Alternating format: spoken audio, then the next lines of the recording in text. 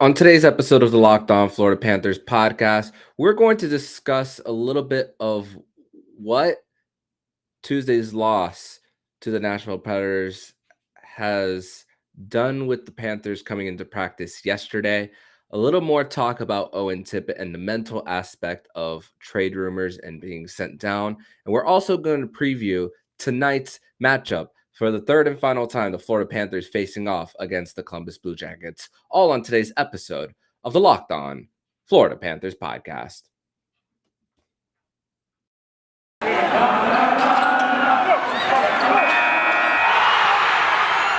Your Locked On Panthers, your daily podcast on the Florida Panthers. Part of the Locked On Podcast Network. Your team every day.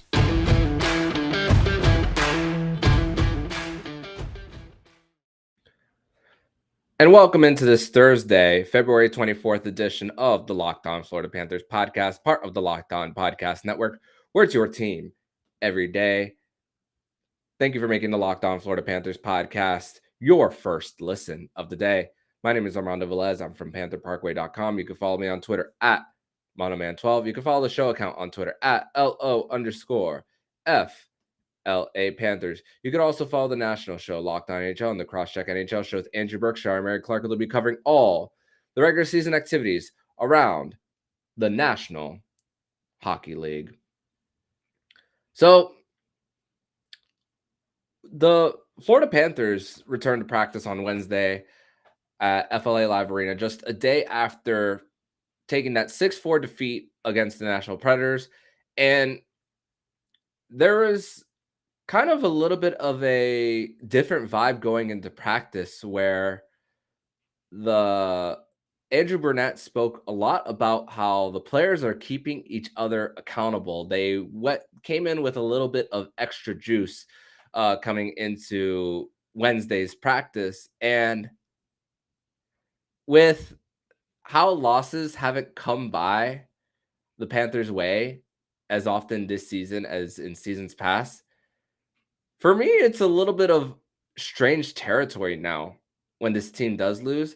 But when they do, it's like, number one, not the end of the world. But at the same time, it's a great motivator for this team that, after really dominating the game 5-on-5 and just having some mental lapses, and Andrew Burnett talked about how they thought they could relax a little bit, and lo and behold, the Nashville Predators come with 2 goals on the other end. And that just goes to show that this bar is raised for this Florida Panthers team. And this is what contending teams consistently do when faced with a game that they had like they did on Tuesday night.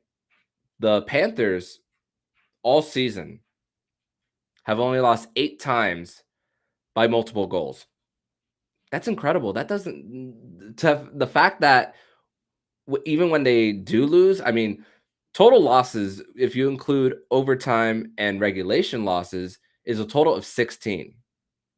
So they're not getting blown out when they do lose. So just incredible to see that they're still holding each other accountable, and they're still having that energy to come to practice to want to be better. And that's just a product of the culture that the Florida Panthers are trying to change, and that that's currently in place too, because there has been a culture change. Think about, I mean, March is coming. And why do I say March is coming? Because just 2 years ago, the league was shut down due to COVID-19. And then the Florida Panthers, just a few months later, returned to the Stanley Cup bubble in Toronto, and a completely different team from then. You get a GM change in between. You get a coach going into his second year, even though he's not here anymore. That's changed the culture as well. And that has continued based on like what Bill Zito has brought in with his set of players to complement the core 3. And that losses, they're not gonna be too down on themselves. It's just get back to the lab. That's pretty much what it is getting back to the lab and coming back to become better. And it's really encouraging, really, of all things to see that it's just like you're never satisfied. I mean, we've seen this motivation from them in practice even when they win. But coming in after a loss, it like that is I nodded. I nodded and I said, "There you go, Panthers. That's how you respond after taking an L the way they did on Tuesday because it was a very winnable game for the Panthers, and it's just again mental lapses happen, and they want to make sure that they don't have those mental lapses or the fact that they want those to happen less often. And the fact that they're doing this in February, I mean, let's be honest with ourselves about where January and February can be kind of the dog days of the NHL season, excuse me, that sometimes even Aaron Ekblad talked about it a few weeks ago, how sometimes these players can be on autopilot. You're just in the groove of the season. There's not really in a normal season, you don't really have much breaks really to get yourself some rest. I mean, the Florida Panthers are going to have 4 days of rest after Saturday's game against Edmonton, but even after the Christmas break, after the All-Star break / Olympic break, the Florida Panthers, again, luck has been on their side. But even with this loss in only their fourth game back, the Panthers have just the motivation after that layoff that they had did not go away. And it takes a lot of like mental preparation and mental toughness as well for this Panthers team that they're not going to brush off losses, but they are not going to keep their head down too. That's pretty much the point in all of this where when it comes to when the Panthers did return to practice. And Andrew Brunette did not give an update on who the starting goalie is going to be for tonight's game against the Columbus Blue Jackets. And the Florida Panthers will also not hold a morning skate today before their game against Columbus. So we'll know more about the goalie who's starting in goal around like 4:45, 5 o'clock. Andrew Brunette will meet with the media, and we don't know if it's Spencer Knight. I don't think it will be. I think it's going to be until after the Edmonton game when they have 4 days off that he'll return to the lineup for the Panthers. So we talk about Bob's workload and not having a morning skate might be what Andrew Brunette is going to try to do before they face off against the Columbus Blue Jackets because they also won't have a morning skate on Saturday because it's an afternoon game against Edmonton. So I'm kind of thinking that that is the strategy to give Bob a little bit of rest, even though there's a chance that he might start against Columbus. He started the first two matchups against Columbus. So that's kind of what I think Andrew Brunette's line of thinking is. But hey, I could be wrong, and we could hear something completely different come 4:45, 5 o'clock today, a few hours before puck drop. So in the next segment, we're going to talk more about Owen Tippett, and we're going to talk about a few different situations around the NHL where young players have changed sceneries of recent years to see if that has changed their play and helped them elevate to a different level of play. We're going to talk about that a little bit in the next segment. But first, we're going to tell you all about BetOnline. And football might be over this season, but basketball is in full steam for both pro and college hoops. From all the latest odds, totals, player performance props to where the next fire coach is going to land, BetOnline.net is the number one spot for all your sports betting needs. BetOnline remains the best spot for all your sports scores, podcasts, and news this season. And it's not just basketball. BetOnline is your source for hockey, boxing, UFC odds, right to the Olympic coverage and information. Head to the website today or use your mobile device to learn about the trends and action. BetOnline, where the game starts.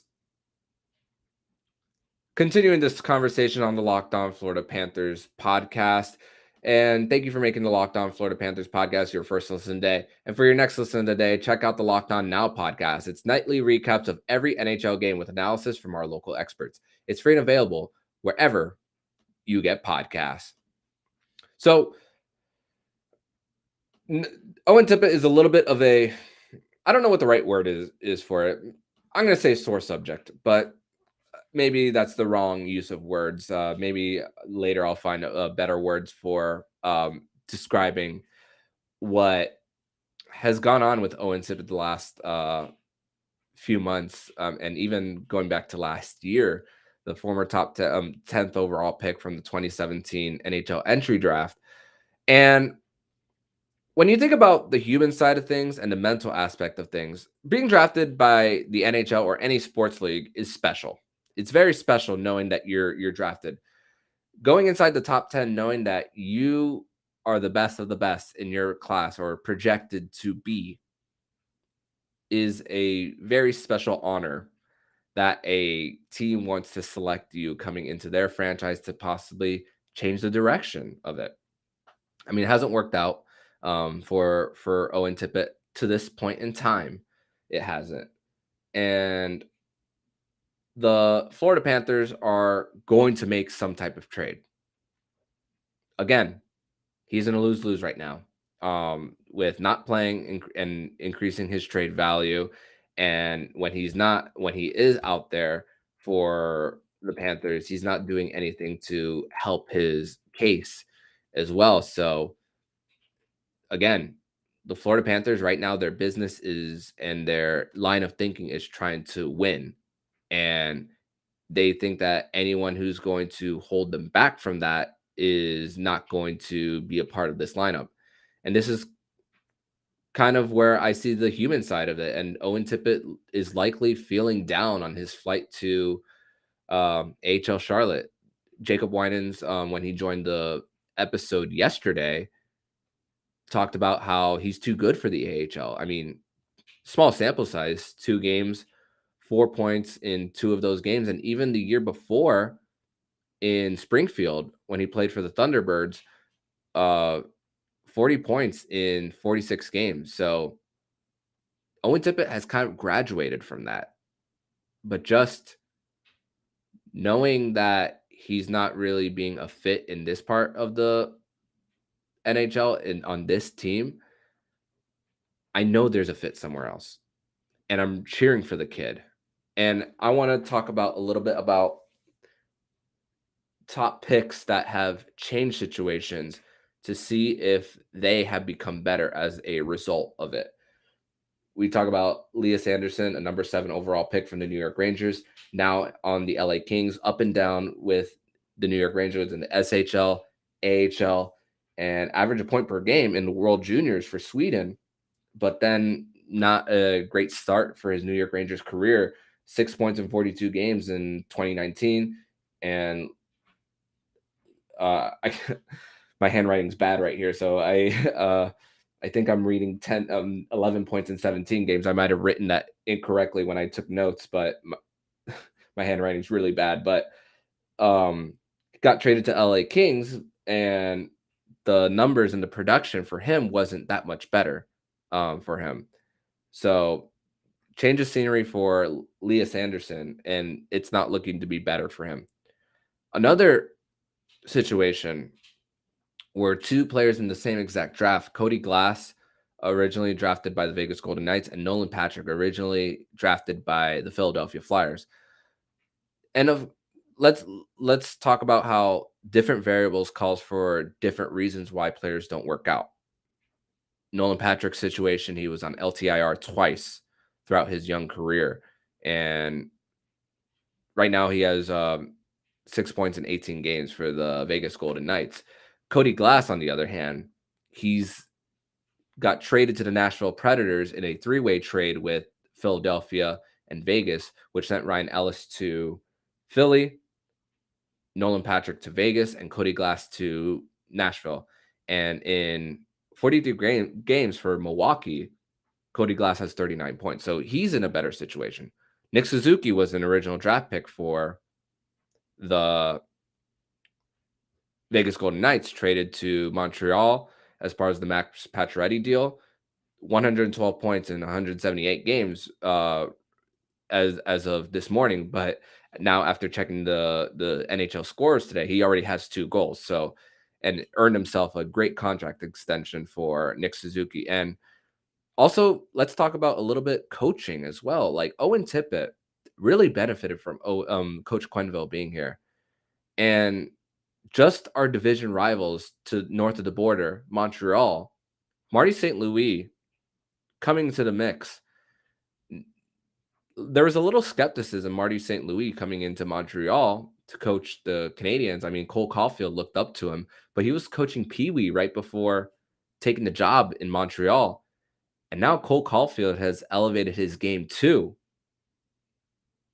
The 15th overall pick from the 2019 draft, same draft as Spencer Knight, and he's elevated his game. And Montreal has been winning more as of late. They got off to a slower start, but they racked up some wins as well as of late. And I don't know if it's trying to improve the coach and to impress your coach. And there's a little bit more of a jolt there, but just goes to show when you have that relationship and that you're inspired, like something can really light a fire under you. And it's not to say that Andrew Brunette doesn't push someone like Owen Tippett. It's just a message is let out versus how it's received and how it's gone between the ears for someone like Owen Tippett. That's what I'm getting at. And here are some examples of players who, I mean, Cole Caulfield was an original draft pick from Montreal, but look how much his game has changed since that coaching change as well. After coming on later into the season last year, being scratched in the first 2 games of the playoffs and then taking it from there.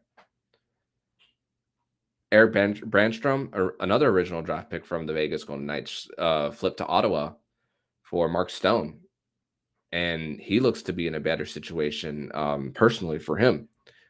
Just Barry Kotkaniemi, an offer sheet that Carolina offered him that scratched from the Montreal Canadiens during their playoff run, a former top pick in the draft, doesn't see the ice for much of the playoffs throughout his time there. He signed an offer sheet thinking of what he thought he was worth.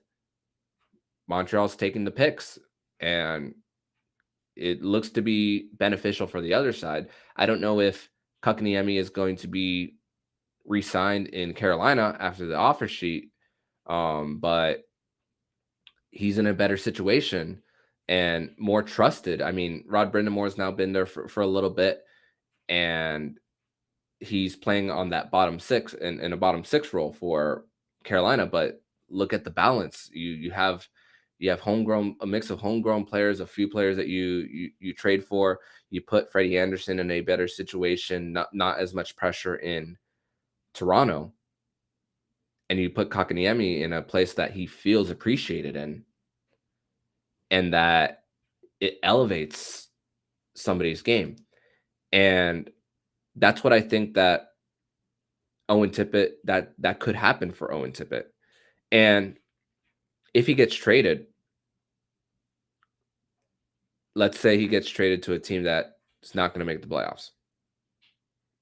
This will be his opportunity when his season ends in April for him to get back into the lab right away, going into off-season training when the games aren't being played, because that is how you truly get better. An example, the NHL point leader coming into yesterday, Connor McDavid scored a goal and Leon Draisaitl got an assist. So now Jonathan Huberdeau's tied for the league lead in points last time I checked. But going into the lab and bettering your body as well. Jonathan Huberdeau is a perfect example of that.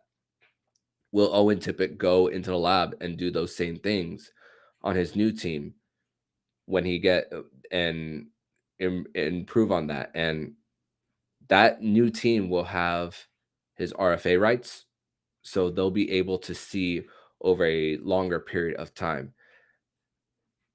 I mean, he could very well also be traded to a team that's on the verge of a wild card. For example, the Florida Panthers have inquired about John Klingberg as well, the Dallas Stars. So has Toronto. Toronto's also in on John Klingberg. And does the Florida Panthers make a move for that? And does he get a little bit of playoff time too in a team that's not as balanced as the Panthers? So that means his chances of being sent down to the Texas Stars if he were to be traded to Dallas are less likely than if he were then right now with the Panthers. Another example is Adam Boquist of the originally drafted by the Chicago Blackhawks, used as an asset to trade for Seth Jones. He's now on his best point production of his career, and Columbus is in doing a lot better than a lot of people anticipated. A lot of them thought they were going to be a top 5 pick. I mean, they could still get at least the 3rd overall pick in this draft due to Chicago. The first round pick they got from them. If it lands in the top 2, Chicago keeps that pick. But outside of the top 2, the Columbus Blue Jackets fans are hoping that it gets at least to number 3 for that. And then other variables that happen, of course, injuries. We talked about Bo Byram before on this podcast, who has been struggling with injuries. The Colorado Avalanche are just as a very dominant team as they can be, and they're doing this all without a top 4 pick in Bo Byram. And Bo Byram has questioned on whether he should play hockey again based on all the injuries that he's sustained. And just goes to show that different players go through different experiences and different kinds of trials and tribulations to get to where they want to be.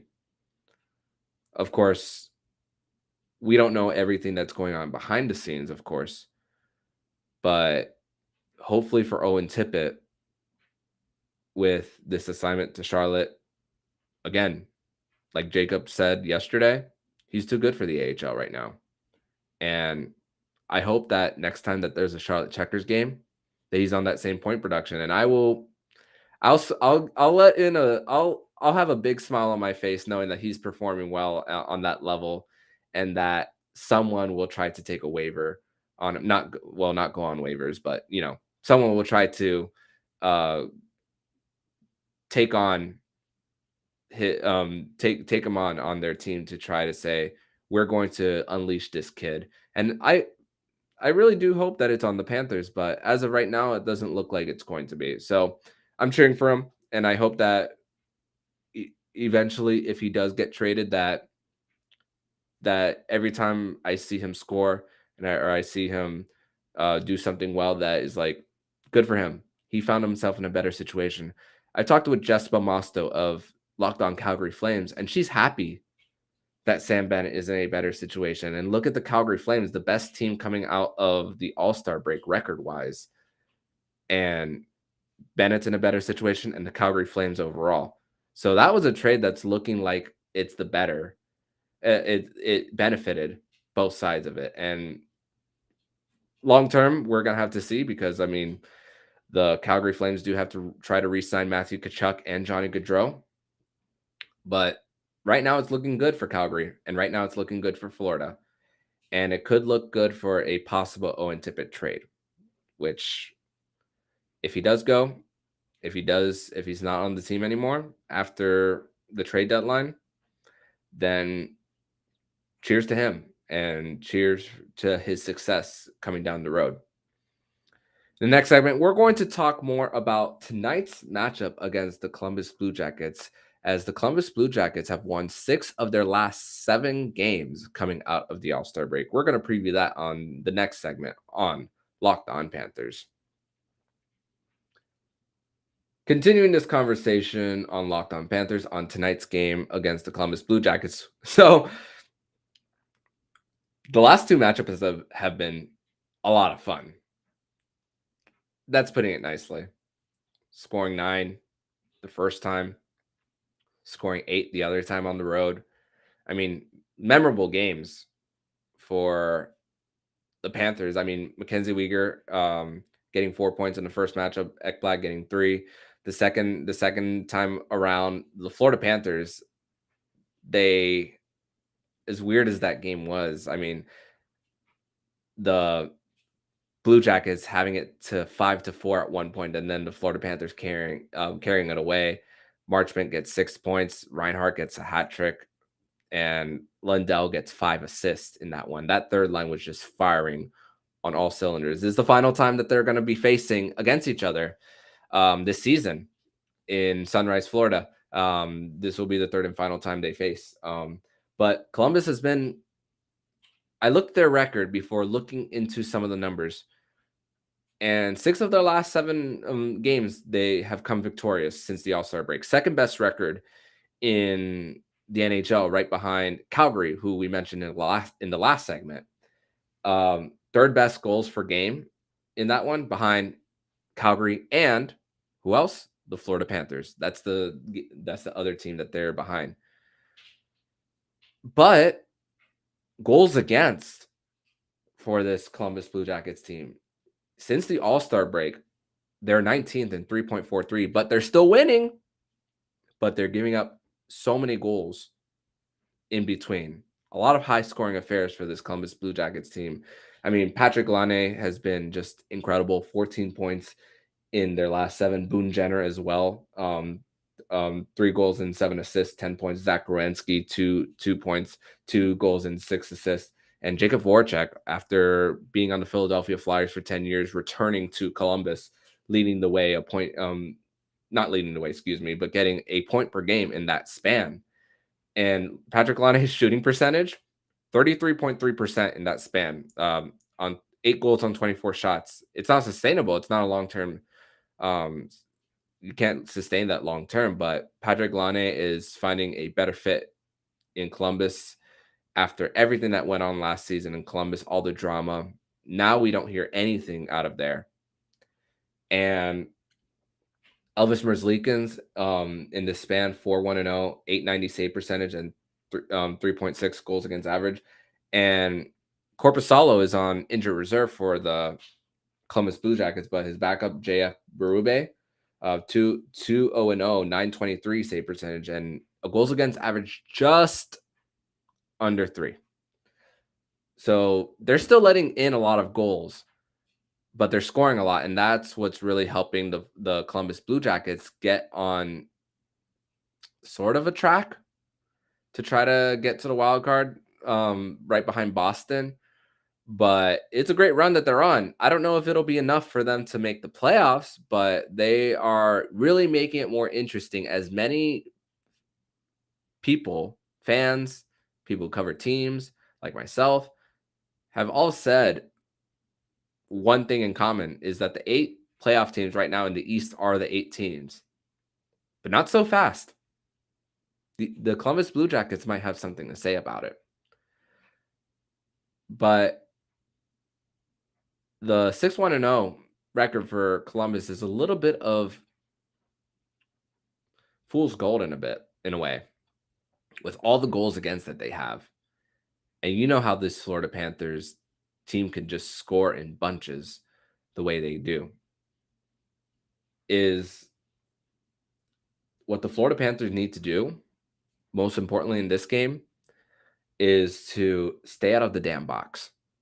Because since the All-Star break, Columbus has the second best power play percentage in the NHL, right behind the New York Rangers, who is at 50%, but they've only played 3 games.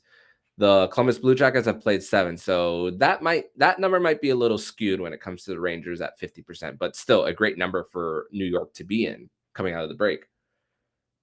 But 37.5% that the Columbus Blue Jackets are at since coming out of the All-Star break. And the Panthers, that's what they have to do in order to defeat this Columbus Blue Jackets team for the third time in 3 tries. I mean, averaging 8.5 goals in their first 2.